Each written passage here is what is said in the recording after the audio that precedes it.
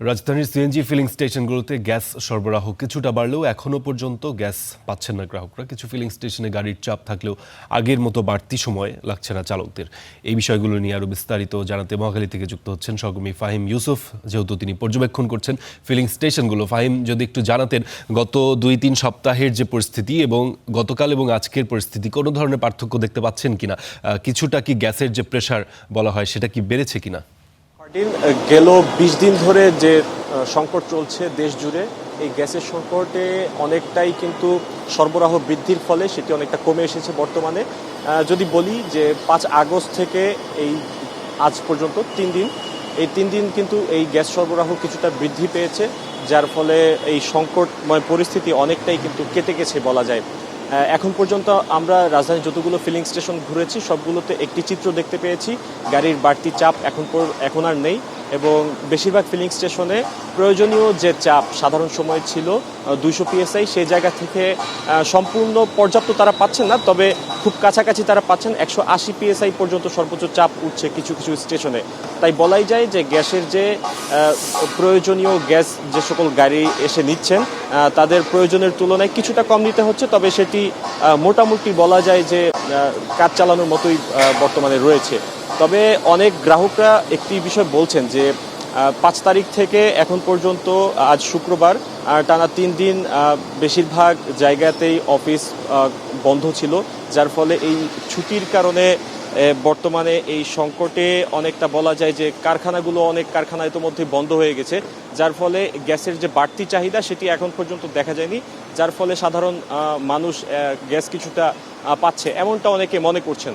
পাশাপাশি filling station মালিকরা যেটি বলছেন যে গ্যাসের সরবরাহ বাড়ার পেছনে তারা বলছেন যে এক্সিলারেটে যে আগুন লেগেছে FSRU-তে মহেশখালীর, সেটিতে বর্তমানে একটি বয়লারের মেরামত কাজ শেষে, দ্বিতীয় বয়লারের মেরামত কাজ প্রায় শেষের দিকে রয়েছে।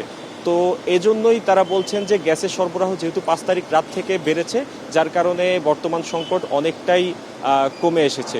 তবে এখন পর্যন্ত আমরা সম্পূর্ণ সরবরাহ পাওয়ার যে খবর সেটি যতটুকু জানতে পেরেছি যে আগামী 10 তারিখের পর হয়তো দ্বিতীয় বয়লারের মেরামত কাজ শেষ হলে এরপর সম্পূর্ণ স্বাভাবিক হওয়ার সম্ভাবনা রয়েছে।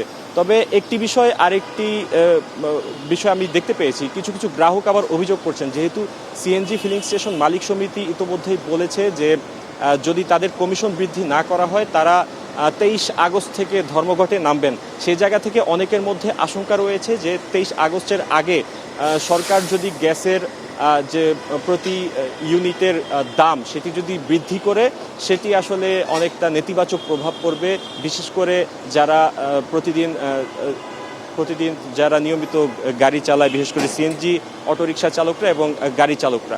তো সে জায়গা থেকে বলাই যায় যে গ্যাসের দাম বৃদ্ধি নিয়ে অনেকের মাঝে এক ধরনের শঙ্কা কাজ করছে। তবে শঙ্কা আসলে কতটুকু বাস্তবে রূপান্তরিত হয় কিংবা শঙ্কা কেটে যায় এটি আসলে এখন পর্যন্ত বলা যাচ্ছে না, যেহেতু সরকার তেমন কোনো সিদ্ধান্ত এখন পর্যন্ত নেয়নি। তবে দাম বৃদ্ধি নিয়ে সিএনজি ফিলিং স্টেশন মালিক সমিতি ইতোমধ্যেই বলেছে যে যদি খুব দ্রুত সরকার তাদের দাবি না মেনে নেয় তারা ধর্মঘটে যাবেন।